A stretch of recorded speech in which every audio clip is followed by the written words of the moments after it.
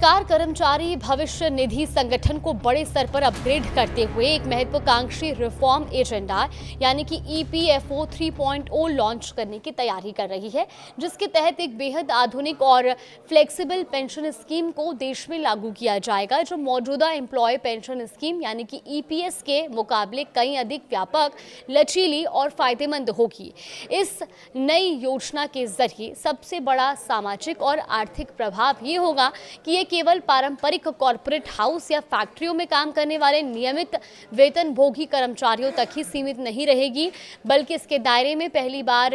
ओला, उबर, जोमैटो और स्विगी जैसी तकनीकी और डिजिटल प्लेटफॉर्म कंपनियों के लिए काम करने वाले लाखों गिग और प्लेटफॉर्म वर्कर्स को भी शामिल किया जाएगा। साथ ही वो उच्च आय वाले कॉर्पोरेट कर्मचारी भी इसका पूरा लाभ उठा सकेंगे, जो अपनी अधिक सैलरी के कारण मौजूदा ईपीएस के सख्त नियमों और वैधानिक सीमाओं की वजह से अब तक इस सामाजिक सुरक्षा के दायरे से पूरी तरह बाहर थे। अब इस नई स्कीम की सबसे अनूठी और मुख्य तकनीकी विशेषता इसका टारगेट रिटायरमेंट समय यानी कि टीआरएस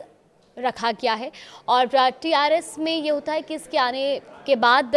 मिलने वाली एक मुश्त राशि का एक निश्चित लक्ष्य निर्धारित करना है, जिसमें हर खाता धारक का एक पूरी तरह से अलग और समर्पित पेंशन अकाउंट होगा और इसमें सदस्यों को ये पूरी आज़ादी मिलेगी कि वो खुद ये तय कर सकें कि वो सेवानिवृत्ति के बाद उन्हें हर महीने कितनी पेंशन राशि की आवश्यकता है। खाता धारक जैसे ही अपना लक्ष्य चुनेंगे, सिस्टम का इनबिल्ट सॉफ्टवेयर अपने आप वित्तीय गणना यानी कि ऑटोमेटिक कैलकुलेशन करके ये स्पष्ट रूप से बता देगा कि उस तय लक्ष्य तक पहुंचने के लिए सदस्य को हर महीने या सालाना आधार पर अपने खाते में कितने पैसे जमा करने होंगे। इस जटिल वित्तीय हिसाब किताब को पारदर्शी और सरल बनाने के लिए खाता धारकों को एक विशेष पर्सनलाइज्ड डिजिटल डैशबोर्ड की सुविधा भी दी जाएगी, जहां वो अपने फंड का रियल टाइम स्टेटस, अब तक जमा की गई कुल पूंजी और अपने रिटायरमेंट के निर्धारित लक्ष्य की दूरी को बिना किसी व्यवहारिक भटकाव के आसानी से देख सकेंगे और अपनी बदलती पारिवारिक और आर्थिक जरूरतों के अनुसार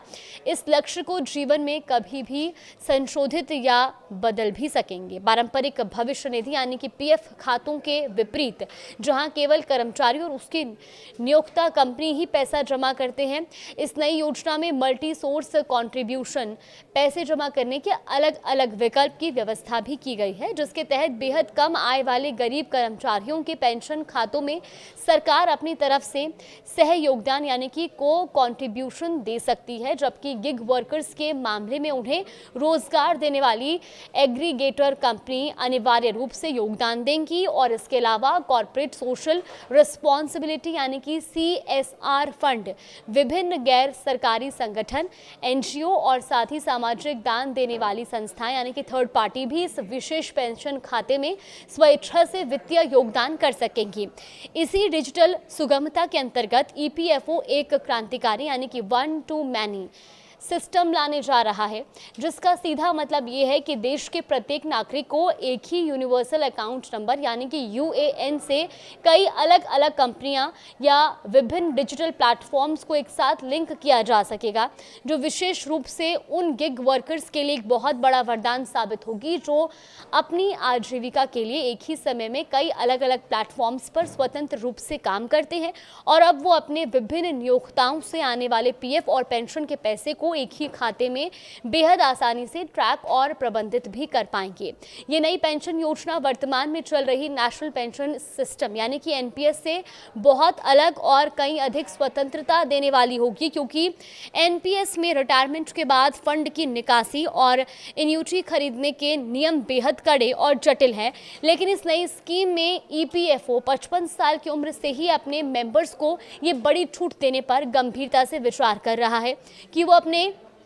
संचित धन का इस्तेमाल अपनी मर्जी से कैसे करना चाहते हैं। यानी 55 साल की उम्र तक ये खाता पूरी तरह से सामान्य पीएफ की तरह काम करेगा, जिसमें चक्रवृद्धि ब्याज के साथ पैसा लगातार बढ़ता रहेगा और उसके बाद सदस्य इसे अपनी इच्छानुसार पेंशन या सिस्टमैटिक विड्रॉल प्लान में आसानी से बदल सकेंगे। ये पूरी योजना पूरी तरह से जोखिम रहित यानी कि रिस्क फ्री होगी, जो बाजार के उतार चढ़ाव से दूर सदस्यों को वास्तविक और सुरक्षित रिटर्न की गारंटी देगी, जहां सेवानिवृत्ति के बाद सदस्य अपनी मासिक पेंशन की राशि खुद चुन सकेंगे और अगर वो सिर्फ जमा पूंजी पर मिलने वाले मासिक या वार्षिक ब्याज को ही पेंशन के तौर पर लेते हैं तो उनका मूलधन यानी कि प्रिंसिपल अमाउंट हमेशा के लिए वैसे का वैसा ही सुरक्षित बचा रहेगा, जिसे वो बाद में निकाल सकते हैं या अपनी अगली पीढ़ी को सौंप सकते हैं। और अगर किसी सदस्य को अधिक मासिक पेंशन की आवश्यकता होगी तो वो अपनी मूल रकम से भी आंशिक निकासी कर सकेंगे